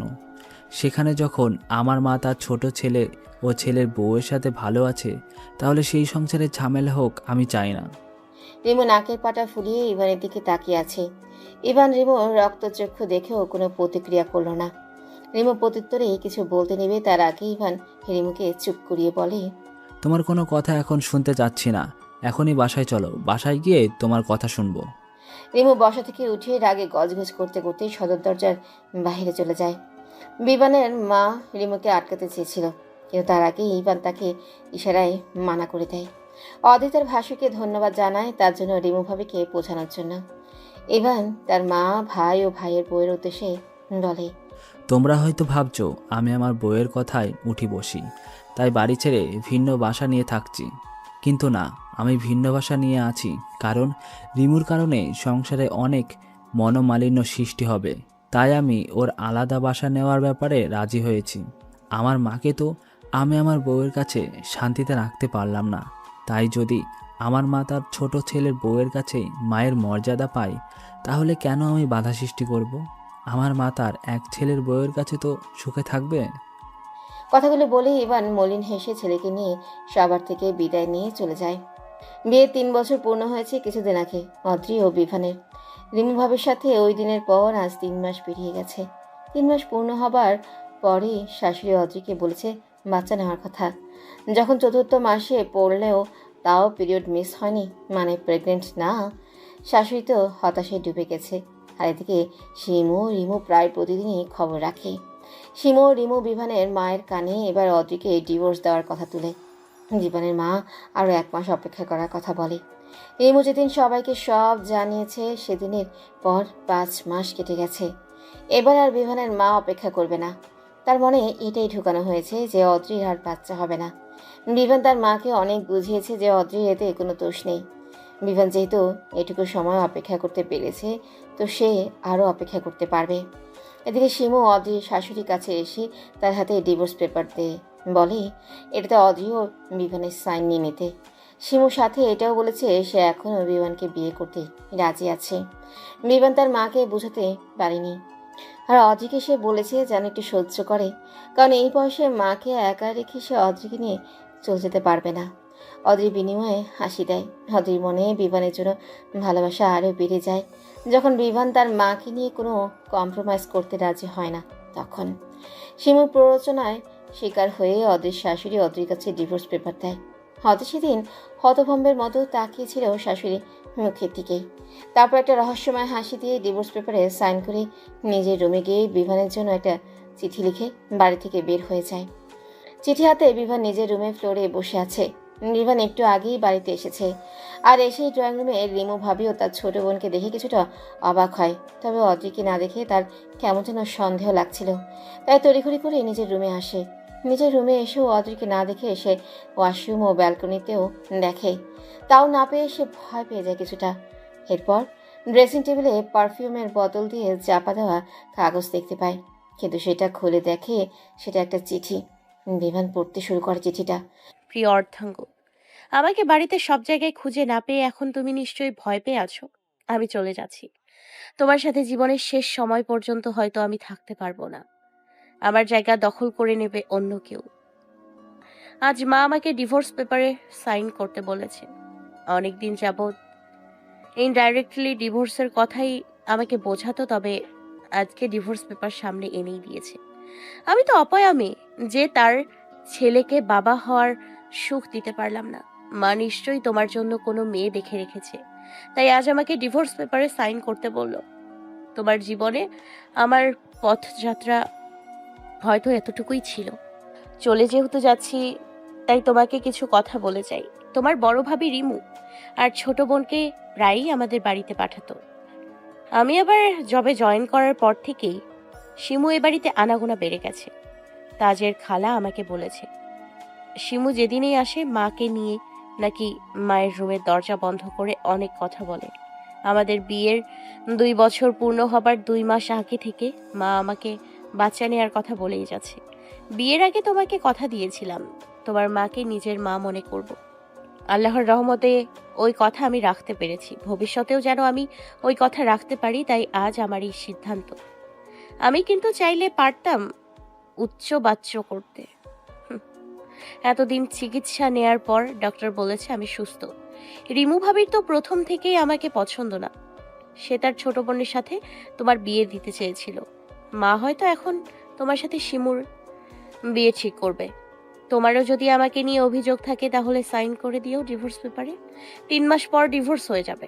কথায় আছে না, খাঁচার পাখিকে মুক্ত করে দেখো সে উড়ে চলে যায় নাকি তোমার কাছে আবার দিন শেষে ফিরে আসে। যদি দিন শেষে তোমার খাঁচায় আবার ফিরে আসে তাহলে ভেবে নিও সে তোমার পোষ মেনেছে। ঠিক তেমনই তোমাকে আমি খাঁচা থেকে মুক্ত করলাম, এখন তোমার পালা। ইতি তোমার অর্ধাঙ্গিনী। বিমানের চোখ থেকে দুফোঁটা অশ্রু গড়িয়ে পড়ে। কিছুক্ষণ থম মেরে চড়ে বসে থেকে এরপর ড্রয়িং রুমের উদ্দেশ্যে পা বাড়ায়। ড্রয়িং রুমে যেয়ে মাকে জিজ্ঞাসা করে, মা, অদ্রি কোথায়? বিমানের মা চুপ করে আছে ছেলের কথা শুনে। রিমু মুখ খুলবে কিছু বলার জন্য, তার আগে বিমান তার ভাবির দিকে হাত দিয়ে চুপ করতে বলে। বলো মা, অদ্রি কই? তোমরা কি করেছো যে অদ্রি বাড়ি ছেড়ে যেতে বাধ্য হয়েছে? বিমানের মা কিছুটা অবাক হলেও রিমু শিমুর মুখ থেকে মনে হচ্ছে তারা কিছুটা ভয় পাচ্ছে। বিমানের মা এবার বলে, অদ্রি কেন চলে গিয়েছে সেটা অদ্রিকে জিজ্ঞাসা করো। শিমু কথার মাঝে ফোড়ন কেটে বলে, তোমার বউ কেন চলে গিয়েছে তা আমরা কিভাবে জানবো? যাওয়ার আগে এই দেখো ডিভোর্স পেপারে সাইন করে গিয়েছে। এসব মেয়েদের আমার খুব জানা আছে। এরা নিজেদের স্বার্থ হাসিল না হলে সব কিছু করতে পারে। যখন দেখলো নিজে বাচ্চা জন্ম দিতে পারছে না, তখনই নিজে থেকে কেটে পড়লো যাতে সব দোষ আমাদের পড়ে। রিমু সেও নিজের বোনের কথায় তাল মিলিয়ে বলে, অদ্রি ইচ্ছে করে এতদিন তার সমস্যার কথা জানায়নি যাতে সে তোমাকে আরো বশ করে নিতে পারে। এই মেয়েটাকে আমার প্রথম থেকেই ভালো লাগতো না। এই মেয়ে যে সুবিধা না তা বোঝাই যাচ্ছিল। আজকে মা একটু কথা শোনাতেই ডিভোর্স পেপারে সাইন করে চলে গেল। অন্যান্য মেয়েদের দেখো মাটি কামড়ে শ্বশুর বাড়িতে পড়ে থাকে, আর এই মেয়ের দেমাগে মাটিতে পাই পড়ে না। বিমান চোখ বন্ধ করে এতক্ষণ শুনলো, তারপর সামনের টি টেবিলে কিছুটা জোরে লাথি দিয়ে সরায়। এতে সোফায় বসে থাকা 3 জন হকচকিয়ে যায়। বিমান তার ভাবিকে উদ্দেশ্য করে বলে, ভাবি, আপনি আমার বড় ভাইয়ের বউ। বড় ভাইয়ের বউ হিসেবে আমি আপনাকে সম্মান করি। আপনার সাথে আমার সম্পর্ক শুধু দেবর ভাবি, এর থেকে বেশি কিছু না। পূর্বে ছিল আর না পরবর্তীতে হবে। আমি যেমন আপনারও ভাইয়ের সম্পর্কের মধ্যে নাক গলাই না, ঠিক আপনার কাছ থেকে আমি এটাই আশা করব আপনি আমার আর অদ্রির সম্পর্কের মাঝে নাক গলাবেন না। রিমুর মুখ অপমানে থমথমে ভাব। এবার বিমান শিমুকে উদ্দেশ্য করে বলে, শিমু, তুমি কি করছো সেটা আমি পুরোপুরি না জানলেও আন্দাজ করতে পারি। তোমার বোন যখন আমাদের বাড়ি ছেড়ে আমার ভাইকে নিয়ে ভিন্ন হয়ে গেল, সেখানে তোমার কি এই বাড়িতে প্রতিনিয়ত আসাটা মানায়? এটা তো বেমানান দেখায়, তাই না? কিন্তু তোমার কাছে কি বেমানান লেগেছে? না, তোমার বোন এই বাড়িতে না থাকা সত্ত্বেও তোমার যাতায়াত ছিল। যেখানে তোমার বোন এই বাড়িতে থাকা অবস্থায় তুমি এই বাড়িতে আসলে তোমার বোনের রুমে দরজা বন্ধ করে থাকতে, সেখানে তুমি তোমার বোন ব্যতীত এসে আমার মায়ের সাথে কথা বলতে। তার রুমের দরজা বন্ধ করে রাখো। যেখানে তোমার বড় বোনের আমার মায়ের প্রতি কোনো দয়া মায়া নেই, সেখানে তোমার এত দয়া মায়া দেখানোটা কি এমন হয়ে যায় না যে মায়ের চেয়ে মাসির দরদ বেশি? শিমু কিভাবে কথা শোনানোতে রিমু খেপে উঠে বলে, বিভান, তুমি কিন্তু আমার বোনকে অপমান করছো। তোমার বউ চলে গেলে আমার বোনের কি দোষ? শিমু কি বলেছে তোমার বউকে চলে যেতে? তোমার বউ সারাদিন বাহিরে বাহিরে থাকে, তো সে তোমার মাকে সময় দিতে পারে না। মা সারাদিন বাসায় একলা থাকে, তাই শিমু এসে তার সাথে একটু সময় কাটায়। বিমান তার ভাবির কথায় তাচ্ছিল হাসে। এরপর বলে, আসলেই কি সময় কাটাতে আসে, নাকি আসে আমার অদ্রির নামে মায়ের কানে কিছু বলতে? যাই হোক, আপনাদের বলে আমার লাভ নেই। আপনি আমার বড় ভাইয়ের বউ আর আপনার বোন আমার বড় ভাইয়ের শালী। আপনাদের সাথে আমার সম্পর্ক এতটুকুই। এবার বিভান তার মাকে নরম ও ব্যথিত সুরে বলে, মা, অদ্রি কোনোদিন তোমাকে শুধু শাশুড়ি ভেবে দেখেনি, সে তোমাকে নিজের মায়ের মতো দেখেছে। তুমি কি বলতে পারবে অদ্রি তোমার সাথে কোনোদিনও উচ্চস্বরে কথা বলেছে বা তোমার কথার কোনোদিনও খারাপ জবাব দিয়েছে? অদ্রি সকাল থেকে বিকাল পর্যন্ত একটানা কাজ করে অফিসে। ওদের অফিসে কেউ বসে বসে বেতন পায় না। সকালে যাতে তোমার কষ্ট না হয় তাই অফিসে যাওয়ার আগে রান্না শেষ করে যায়। অদ্রি যাওয়ার পর তো কাজের বুয়াই আসে। এরপর সারাদিন ক্লান্ত হয়ে এসে রাতের বেলা আবার রান্না করে। এটা বলবো না যে তুমি অদ্রিকে সাহায্য করো, না, তুমিও রাতের বেলা অদ্রিকে সাহায্য করো। সত্যি বলতে অদ্রি থাকাতেই আমি তোমার ও অদ্রির মধ্যে সামঞ্জস্যতা বজায় রাখতে পেরেছি। তোমাকে এখন এসব কথা বলে হয়তো লাভ নেই, কারণ তোমাকে এরা অদ্রির নামে যা বুঝিয়েছে তাতে তুমি ঠিক ভুল বিবেচনা করতে পারছো না। বিভান কথাগুলো শেষ করে আর সেখানে দাঁড়ায়নি। চলে গেছে বিভান নিজের রুমে। বিভান হয়তো অদ্রিকে খুঁজতে বের হতো, তবে যে স্বেচ্ছায় নিজেকে আড়াল করে তাকে শত খুঁজেও পাওয়া যায় না। আরও 2-3 দিন কেটে গেছে। বিভান এখন ঠিক সময় বাড়িতে আসে না। অদ্রি তাদের রুমটাকে যেভাবে রেখে গেছে সেভাবেই বিভান রেখে দিয়েছে। আর কাউকে রুমের ভিতরে ঢুকতেও দেয়নি। সকালবেলা না খেয়ে বাড়ি থেকে বের হয়ে যায়, রাতেও বাইরে থেকে খেয়ে তারপর বাসায় ফিরে। শিমু রিমু ইদানিং বিভানের মায়ের সাথে খুব ভালো ব্যবহার করছে। শিমু চায় বিভানের সাথে অদ্রির ডিভোর্সটা হওয়ার পর বিভানকে তার মায়ের মাধ্যমে বাধ্য করে বিয়েটা করতে, কিন্তু বিভান যে এখনও ডিভোর্স পেপারে সাইন করেনি। আর এদিকে অদ্রি ওই বাড়িতে কি হচ্ছে, কে কার সাথে গিয়ে কথা বলছে, সব শুনতে পাচ্ছে। অদ্রি ওই বাড়ি থেকে বেরিয়ে আসার আগে রিমু ইভানের রুমের ভিতরে কয়েকটা মাইক্রোচিপ লাগিয়েছে, আর গেস্ট রুমেও কয়েকটা লাগিয়েছে। ধরতে গেলে সব রুমেই মাইক্রোচিপ লাগানো। অফিস থেকে 7 দিনের ছুটি নিয়েছে সে। শাশুড়ি ও নিজের রুমে এবং ড্রয়িং রুমে তো হিডেন ক্যামেরা লাগানো আছেই, সেই সাথে গেস্ট রুমেও একটা হিডেন ক্যামেরা লাগিয়েছে। অদিতা নিজের বাবা মার কাছেও যায়নি। শুক্রবার সাপ্তাহিক ছুটি দিন। বিমানের কাছে দিনটা বিষাক্ত লাগছে, কারণ সারা দিন তাকে বাসায় থাকতে হবে। সকাল 9টা বাজে। বিভান এখনও নাস্তার জন্য ডাইনিংয়ে যায়নি। ইভান তার ভাইকে কয়েকবার দরজার বাহির থেকে ডেকে গেছে। ইভান আর বেশি জোর করে না। শেষে বিভানের মা আসে বিভানকে ডাকতে। বিভান বাধ্য হয় দরজা খুলতে। দরজা খোলার পর বিভানের মায়ের সাথে শিমু রুমের ভেতরে প্রবেশ করে। শিমুকে নিজের রুমে দেখে বিভান বিরক্তিকর শব্দ উচ্চারণ করে। বিভানের মা বিভানকে বলে, দেখো বিভান, অদ্রি চলে গেছে। কোথায় গেছে আমরা তা জানি না। তাছাড়া অদ্রি তো স্বেচ্ছায় বাড়ি ছেড়ে চলে গেছে। আমরা কেউ তাকে বাড়ি ছাড়তে বলিনি। এখন তোর জীবনটা কি এভাবে থেমে থাকবে? শিমু কথার মাঝে ব্যঙ্গ করে বলে, দেখো আবার কার সাথে চলে গেছে কিনা। যা মেয়ে বাবা, বাচ্চা তো হবে না, এখন কারো বেড পার্টনার হতেই পারে সে। বিভান শিমুর বলার প্রতিটা শব্দের জন্য রাগে বিভান শিমুর গালে সজোরে থাপ্পড় দিয়ে বসে। শিমু হতভম্বের মতো গালে হাত দিয়ে দাঁড়িয়ে আছে, চোখ গোল গোল করে। বিমানের মা নিজেও অবাক হয়ে গেছে তার ছেলেভাবে থাপ্পড় মারাতে। বিমানের মা তার ছেলেকে বলে, বিভান, তুই এটা কি করলি? তুই শিমুকে থাপ্পড় দিলি? কেন মা? তোমার সামনে সে আমার বউকে নিয়ে আজে বাজে খারাপ কথা বললো, তুমি শুনতে পাওনি? থাপ্পড়টা তো তোমার মারা দরকার ছিল, কিন্তু ভাবি ও তার বোন মিলে তোমার মাথা এমনভাবে নষ্ট করেছে যে তুমি তাদের অন্যায় আর খারাপ কাজগুলো দেখছো না। কিন্তু আমার মাথাটা তো নষ্ট হয়নি, তাই আমি বিবেচনা করতে জানি কে ভুল কে ঠিক। বিমান তার মাকে কথাগুলো বলে নিজের রুম থেকে বেরিয়ে বাড়ি থেকে বেরিয়ে যায়। আর শিমু এদিকে বিমানের মায়ের সামনে একা কান্না জুড়ে দেয়। দেখলে আন্টি, তোমার ছেলেকে ওই মেয়ে কিভাবে বশ করেছে। আমাদের সত্য কথা এখন তোমার ছেলের কানে লাগে না। বিমানের মা শিমুকে সান্ত্বনা দিতে বলে, তুমি চিন্তা করো না শিমু, আমি আমার ছেলের সাথে তোমার বিয়ে দেব। একদিন না একদিন বিভান নিজের ভুলটা বুঝতে পারবেই। শিমু বিমানের মায়ের কথায় শয়তানি হাসি দেয়, যা বিমানের মায়ের অগোচরে রয়েই যায়। অদ্রি টিভির স্ক্রিনের সামনে বসে উচ্চস্বরে হেসে ওঠে। আমি চলে গেছি, এটাকে তোমাদের জয় ভাবছো শিমু আর রিমু ভাবি? আমাকে এত হালকাভাবে নেওয়া উচিত হয়নি তোমাদের। আবার শবক্তি করে বলে, আমি যেমন মরতে পারি তেমন মরতেও পারি। Just wait and watch, wait for my next step. Adri বিমানের বাড়ি থেকে চলে এসেছে 1 মাস হলো।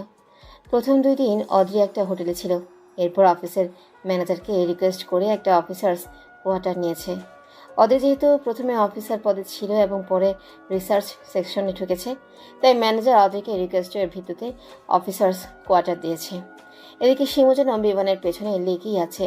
বিমান রুমে থাকলে হুটহাট বিমানের রুমে ঢুকে পড়ে শিমু। বিমান একদিন রুমে তালা দিয়ে যেতে ভুলে গিয়েছিল। তখন বাড়ি ফিরে নিজের রুমে যেয়ে দেখে ড্রেসিং টেবিল গোছানো, বিছানার চাদর পাল্টানো, আর তার আর অদ্রির বাঁধানো ছবিটাও নেই। এগুলো দেখে বিমান অনেক ক্ষেপে যায়। সে তার মায়ের কাছে গিয়ে জিজ্ঞাসা করে, মা, আমার রুমে কে ঢুকেছিল? বিমানের মা তখন হাদিসের বই পড়ছিল। ছেলের কথা শুনে সে জবাব দেয়, কে আবার? সিমু। তোর ঘরটার অবস্থা দেখেছিস? ওইটা দেখে মনে হচ্ছিল কোনো মানুষ থাকে, তাই সিমু আমাকে বলল ঘরটা গুছিয়ে দিবে, তাই গুছিয়ে দিল। বিমান বুঝলো তার মাকে এখন কিছু বলে লাভ নেই, তাই তার বড় ভাই ও ভাবি ঘরের দিকেই গেল। কারণ তার বড় ভাই এখন ঘরেই আছে। ভাইয়ের ঘরের দরজা নক করার পর বিমানকে ভেতরে আসতে বলে। বিমান ভেতরে এসে বলে, দেখো ভাইয়া, তোমার শালিকাকে তুমি বলে দাও সে যেন আমার রুমে আমার পারমিশন ছাড়া না ঢোকে। তাছাড়া আমি তোমার শালিকাকে আমার রুমে ঢোকার পারমিশন কখনো দিব না। বিমানকে আশ্বস্ত করে বলে সে শিমুকে বলে দেবে। এরই মধ্যে রিমু মুখ ফিঞ্চিতে বলে, কয়েকদিন পর তো আমার বোন তোমার ঘরে এমনিতেই ঢুকবে, তাহলে এখন ঢুকলে সমস্যা কোথায়? রিমুর কথা বিমান চাচ্ছিল হেসে বলে। কে ঢুকবে আর কে ঢুকবে না সেটা সময় বলে দিবে ভাবি। বিমান নিজের রুমে চলে যায় আর ইভান যায় শিমুকে নিষেধ করতে যেন বিমানের রুমে না যায়। দুলাভাইয়ের মুখে এমন কথা শুনে শিমু কিছুটা অপমানিত হয়, তাই চুপ করে শুনে যায়।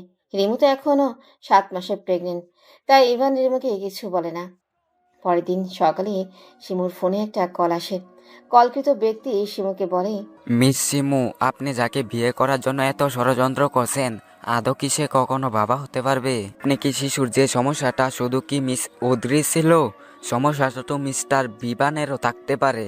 শিমু প্রথমে বিশ্বাস করতে চায় না ফোনের অপর পাশে থাকা লোকটার কথা। হ্যাঁ, ফোনের অপর পাশে অদ্রি কথা বলছে না, কথা বলছে অদ্রির কলিগ জাবির। অদ্রি তাকে এই 1 মাসে সব বলেছে। জাবির প্রথমে ড্রাগটা বিমানকে দেওয়া হয়েছে শুনে ভয় পেয়েছিল, তবে অদ্রির পুরো কাহিনী শুনে সে অদ্রিকে বড় ভাই হিসেবে ছোট বোনকে সাহায্য করবে। তাই জাবির শিমুকে প্রাইভেট নাম্বার দিয়ে ফোন করে।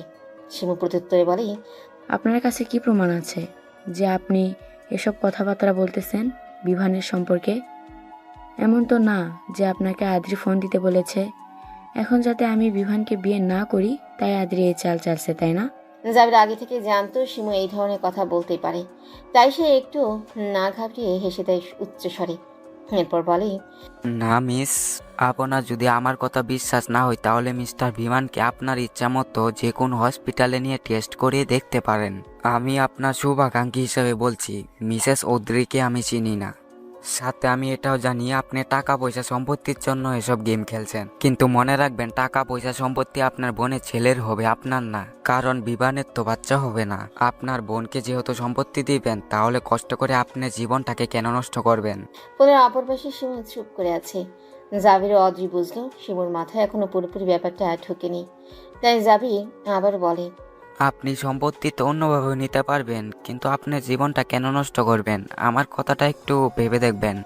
জাবির কল কেটে দেয় আর জাবিরের সামনে বসে থাকা অদ্রি উচ্চস্বরে হেসে ওঠে।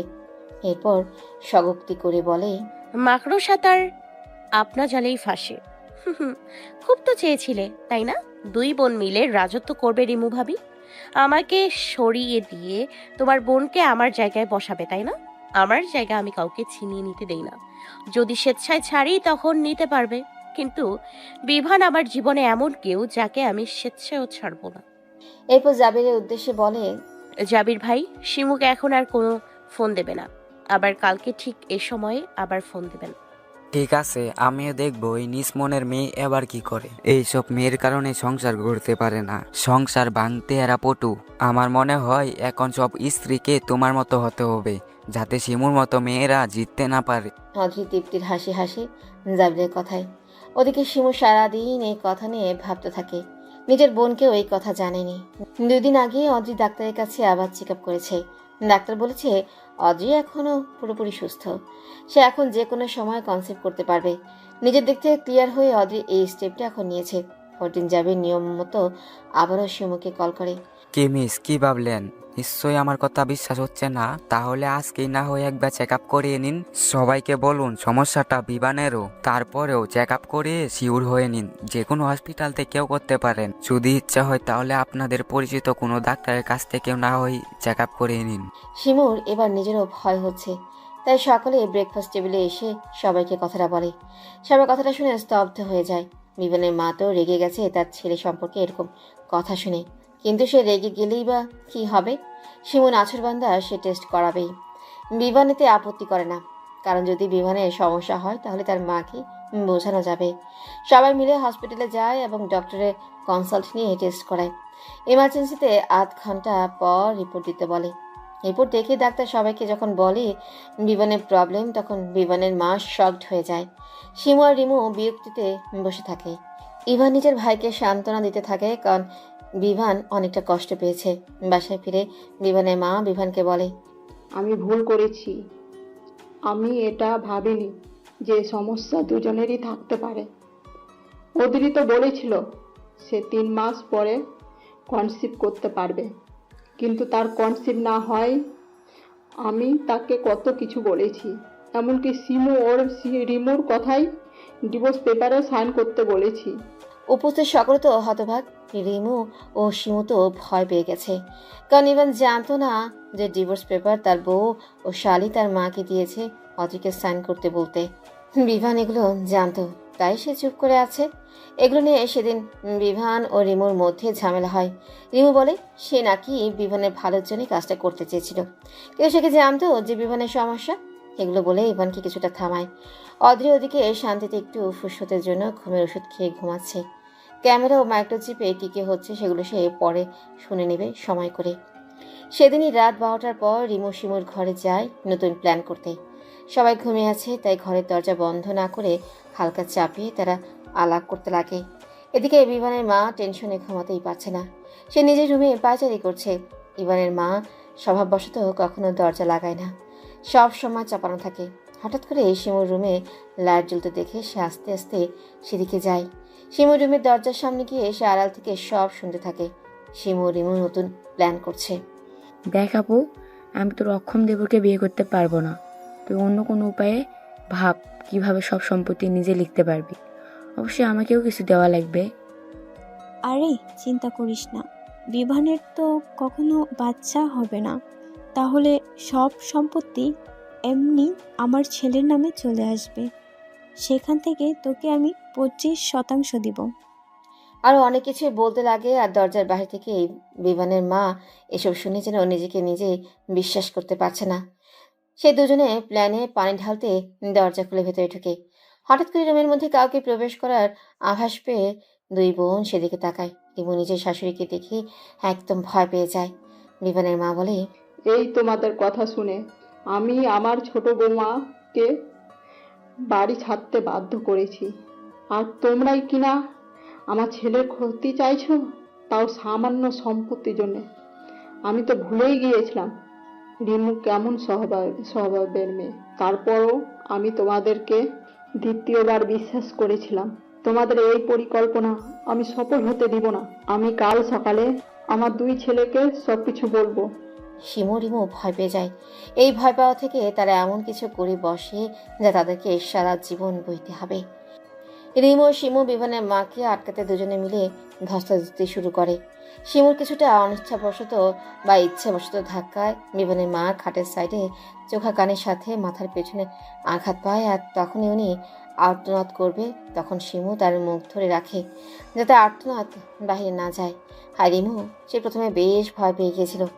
শাশুড়িকে ডিঙিয়ে অপর পাশে যাওয়ার সময় সে ভুলবশত শাশুড়ির পায়ের সাথে এক পা বেজে অপর পা কার্পেটের সাথে লেগে সে ফ্লোরে পড়ে যায় একদম পেট নিচে দিয়ে। প্রেগনেন্সির সময় শেষে 3 মাস ও প্রথম 3 মাস দেখে শুনে চলতে হয়। প্রেগনেন্ট মা যদি একটু ভয়ও পায় বা তার যদি একটা হার্টবিটও মিস হয়, তাহলে বাচ্চাকে নিয়ে শঙ্কা থাকে। রিমু ফ্লোরে পড়ে যাবার পর পেটে তীব্র ব্যথা অনুভব করে চিৎকার করে ওঠে। শিমুর রুমটা যেহেতু বিমানের রুমের পরে স্টোর রুমের পাশে, তাই শব্দটা আগে বিমানের কানে গেল। অতটা জোরালোভাবে শোনা যাওয়ার কথা না, তবে রাতের বেলা নিস্তব্ধতার কারণে তীক্ষ্ণভাবে কানে আসে বিভানের। বিমান শব্দের উৎস খুঁজতে জলদি করে নিজের রুমের দরজা খুলে বিভান রুমের লাইট অফ করে খাটের উপর শুয়ে রুমের ছাদের দিকে এক দৃষ্টিতে তাকিয়েছিল। নিজের রুম থেকে বের হয়ে বিভান দেখলো শিমুর রুমের দরজা খোলা আর সেখান থেকে অস্ফুট স্বরে গোঙানি আওয়াজ আসছে। তড়িঘড়ি করে কিছু না ভেবে সেই রুমে ভেতরে যেয়ে দেখে তার মাও ভাবে ফ্লোরে পড়ে আছে, ফ্লোরে রক্ত ভেসে যাচ্ছে। ওদের দুজনের পাশেই শিমু কিং কর্তব্য বিমূঢ় হয়ে দাঁড়িয়ে আছে আর নিজের বোনের দিকে ভয়ার্ত চোখে তাকিয়ে আছে। দুজনের এই অবস্থা দেখে বিভান জলদি করে দুজনের কাছে গিয়ে দেখে তার মায়ের মাথার পেছন থেকে ও তার ভাবির পায়ের নিচ দিয়ে রক্তের স্রোত বইছে। এই অবস্থায় বিভান কি করবে বুঝতেই পারছে না। সে কার দিকে দেখবে, মায়ের দিকেই না ভাবির দিকে? বিভান জলদি করে তার ভাইয়ের রুমে গিয়ে ভাইকে ডেকে তুলে নিয়ে আসে। ইভান তার মা ও স্ত্রীর এই অবস্থা দেখে ঘাবড়ে যায়। ইভান বিভানকে মাকে নিতে বলে ও সে তার স্ত্রীকে নিয়ে এখনই হাসপাতালের উদ্দেশ্যে রওনা হয়। রাত তখন প্রায় 1টারও বেশি। হাসপাতালে পৌঁছাতে পৌঁছাতে রাত 2টা বেজে যায়। এমার্জেন্সিতে শুধু একজন ডাক্তার আছে। ওই ডাক্তার বিভানের মাকে নিয়ে যায়, সাথে একজন নার্সকে বলে গাইনি বিভাগের কোনো ডাক্তারকে ফোন দিয়ে ইমার্জেন্সিতে এখনই হাসপাতালে আসতে বলতে। শিমুর ভয়ে হাত পা কাঁপাকাঁপি অবস্থা। হাসপাতালে এসে সে পায়চারি করছে, কি করবে? তখন ইভান শিমুকে জিজ্ঞাসা করে, শিমু, এগুলো কিভাবে হলো?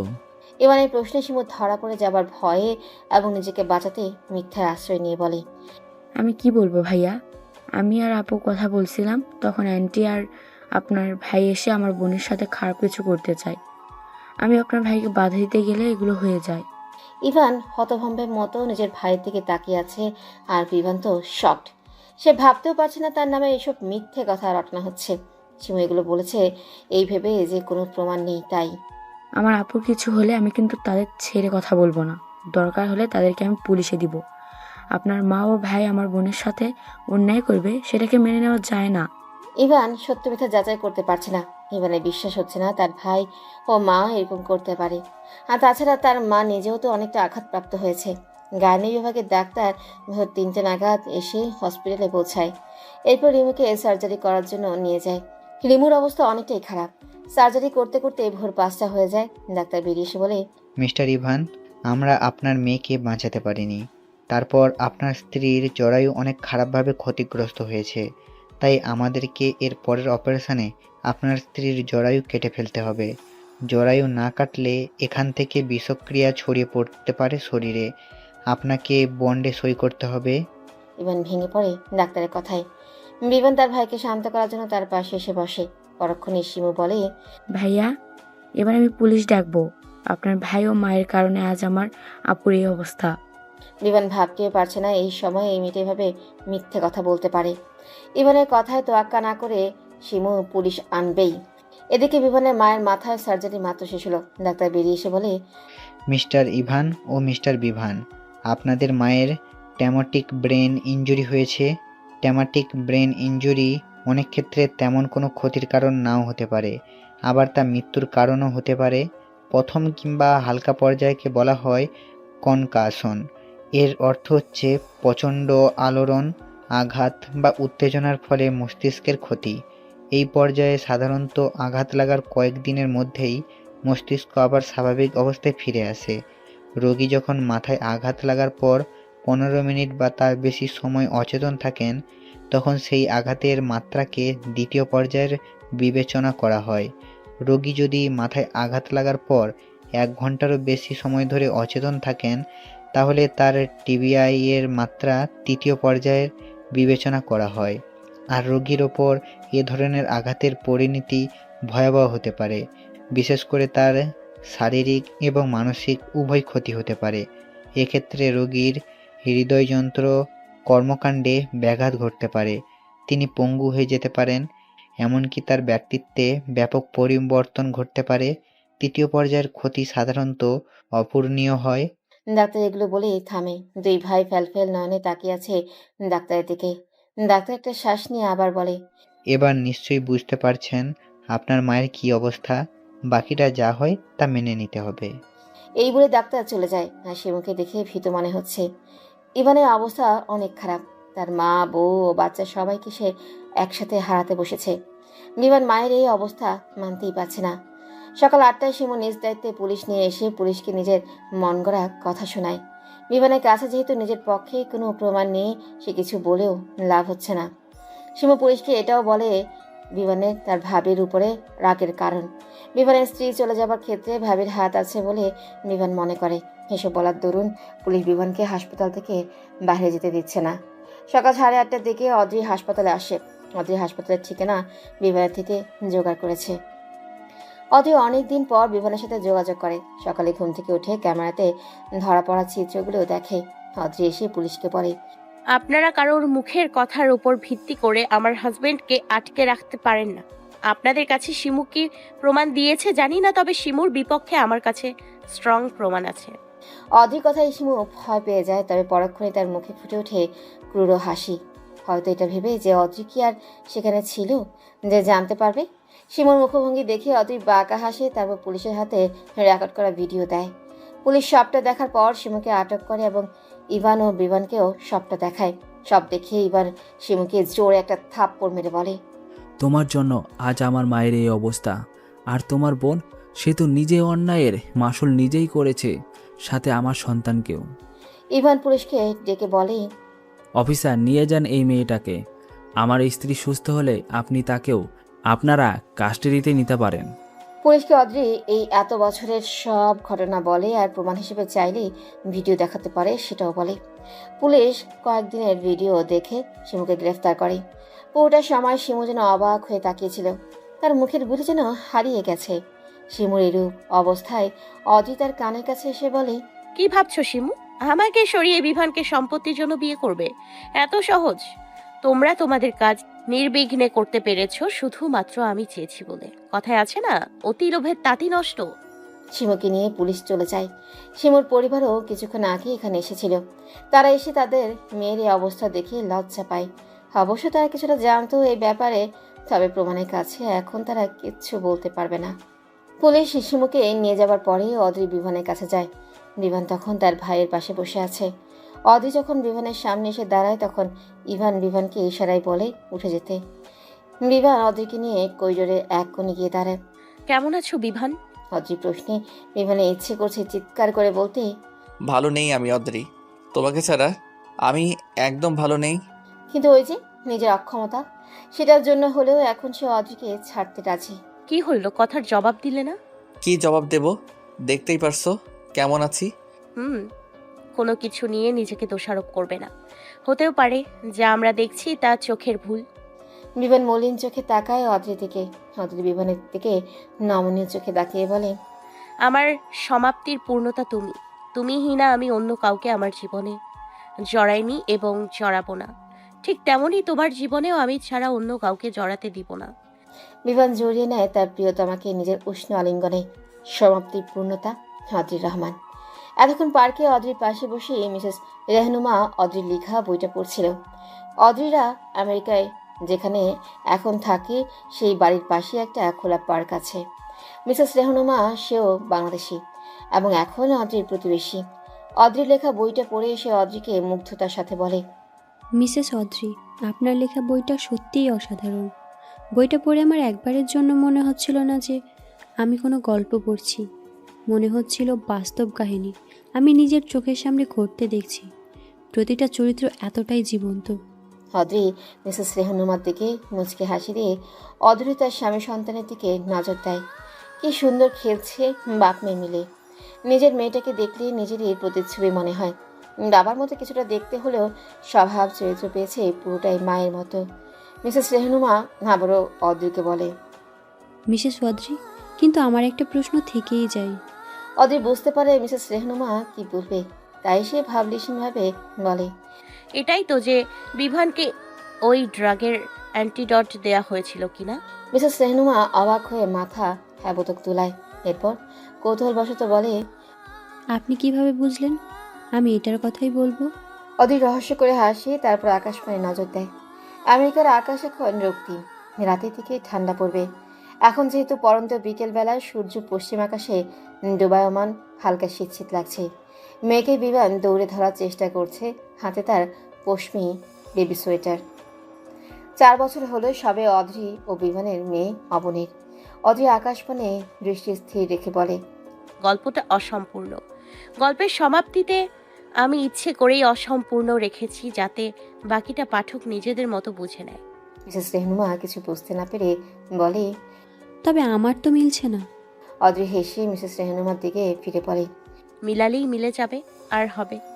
অদ্রি সেখান থেকে উঠে চলে যায় তার প্রিয়জনদের কাছে, হাতে তার নিজের লেখা সমাপ্তি পূর্ণতা বইটি।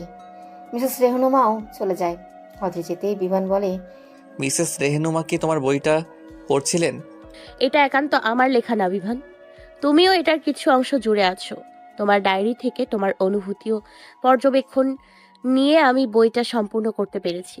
বিভান আলতো হাসে, এরপর বলে, আমার ডায়েরি থেকে নিয়েছো, তবে মেলবন্ধনটা তুমি করেছো। আমি শুধু প্রতিদিনকার মতো ডায়েরি লিখে রাখতাম, কে কি করলো নিত্যদিন সেটা লিখে রাখতাম। অদ্রি বিভানের বাহু জড়িয়ে তাদের মেয়ে দুষ্টুমি দেখছে আর বলে, সমাপ্তির পূর্ণতা আমাদের দুজনের মেলবন্ধন, তাই তো আমাদের মেয়ের নাম পূর্ণতা অবনী। একটু পর অদ্রি মেয়ের কাছে গিয়ে বলে, অবনী, মা আমার ঠান্ডা পড়ছে, মা শীতের কাপড়টা পরে নাও, বাবার কাছে থেকো। অবনী মাথা দোলায়, মানে সে পরবে না শীতের কাপড়টা। বিমান অদ্রির দিকে অসহায় চাহনি দিয়ে বলে, তোমার মেয়ে ঠিক তোমার মতো হয়েছে, নিজে যা ঠিক করবে সেটাই করবে। অদ্রি বিমানের দিকে চেয়ে চোখে তাচ্ছিল হাসি এনে বলে, তাহলে তুমি কি চাচ্ছিলে?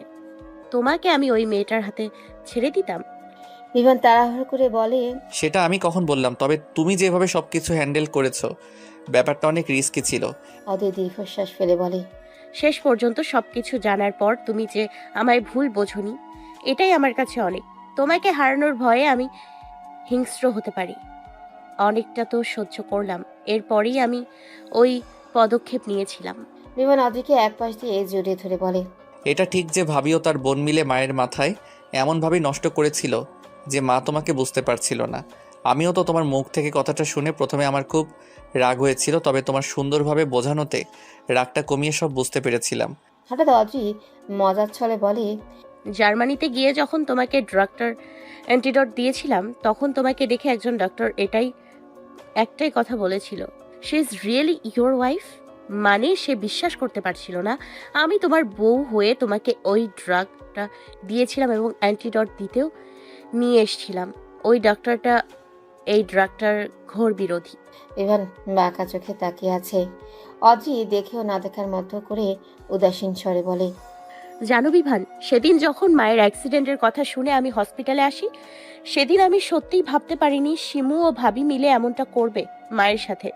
আমার সেদিন মায়ের জন্য নিজেকে কিছুটা দোষী মনে হচ্ছিল, আর রিমু ভাবি সে নিজের শাস্তি এভাবে পাবে আমি ভাবতেও পারিনি। একজন মায়ের কাছে থেকে তার সন্তান চলে যাবার কষ্ট কতটা হয় সেটা একজন সন্তানবিহীন মা বুঝতে পারে। মায়ের অবস্থাটা এত ক্রিটিক্যাল ছিল, আমি শুধু চেয়েছিলাম মা যেন কোনো অপূর্ণ ইচ্ছা নিয়ে পৃথিবী ত্যাগ না করে। মায়ের তো একটাই অপূর্ণ ইচ্ছা ছিল, তোমার সন্তানের মুখ দেখা। বিমান মলিনভাবে বলে, হ্যাঁ, মায়ের ইচ্ছাটা পূরণ হয়েছিল, তবে আমার মা তার বড় ছেলের চিন্তায় শেষ নিঃশ্বাস ত্যাগ করেছিল। ইভান ভাইয়া তো ভাবিকে সুস্থ হওয়ার পরে পুলিশ কাস্টাডিতে দিয়ে আসে, আর তাকে স্পেশাল রিকোয়েস্টের মাধ্যমে সর্বনিম্ন শাস্তি 5 বছরের জেলেকে কমিয়ে 2.5 বছরে নামিয়ে আনে। শিমুকে সেই পুরো 5 বছরের জেল খাটতে হয়েছে। হঠাৎ মেয়ের ডাকে বিমান আবারও নিজের মেয়ের পিছনে যায়।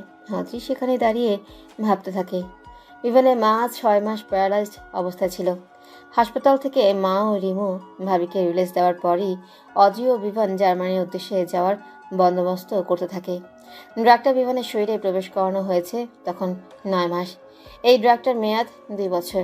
2 বছরের মধ্যে অ্যান্টিডোট দিলে ব্যক্তি মেয়াদ শেষ হলে আবারও আগের মতো সুস্থ হয়ে যাবে। হাতে যেহেতু আরও 11 মাস সময় ছিল, তাই সমস্যা হয়নি। রিমু ভাবিকে পুলিশ কাস্টাডিতে রেখে আসার পর ইভান ও রিহাবও একা হয়ে পড়ে। তাই বিভান ও অদ্রি মিলে ইভানকে রাজি করায় তার 2 বাপ ছেলেও যেন ওদের 3 জনের সাথে আমেরিকায় যায়। বিভানকে নিয়ে জার্মানি থেকে ফেরার পর তারা আমেরিকায় যাবে। আমেরিকায় গিয়ে মায়ের পরবর্তী চিকিৎসা হবে। এরপর জার্মানি থেকে ফিরে তারা আমেরিকায় যায়। আমেরিকা যাওয়ার 1 বছরের মাথায় অদ্রি কনসিভ করে। বিমানের মাও অনেকটা সুস্থ হয়ে গেছে ততদিনে। ছোট ছেলের জন্য বিমানের মা অনেক খুশি থাকলেও চোখের সামনে সারাক্ষণ বড় ছেলেকে ওভাবে দেখতে ভালো লাগতো না। ইভানের ছেলে রিহাব মায়ের জন্য কান্না করত মাঝে মাঝে, তবে অদ্রির মাতৃ সমতুল্য স্নেহে রিহাব নিজের মাকে অতটা মনে করতো না। 6 বছরের বাচ্চাকে বোঝাতে একটু তো বিকৃত হয়েছিল। যথারীতি 9 মাস পর অদ্রির কোল আলো করে অবনী আসে। রিহাব তো অবনীকে পেয়ে আর কিচ্ছু লাগে না। রিহাব ততদিনে 7 বছরের। অবনীর বয়স যখন 2 মাস, তখন বিভানের মা ঘুমের মধ্যে স্ট্রোক করে মারা যায়। সেদিন ইভান, বিভান, অদ্রি, রিহাব ও অবনী সবাই শেষ বিদায় দেয় মানুষটাকে।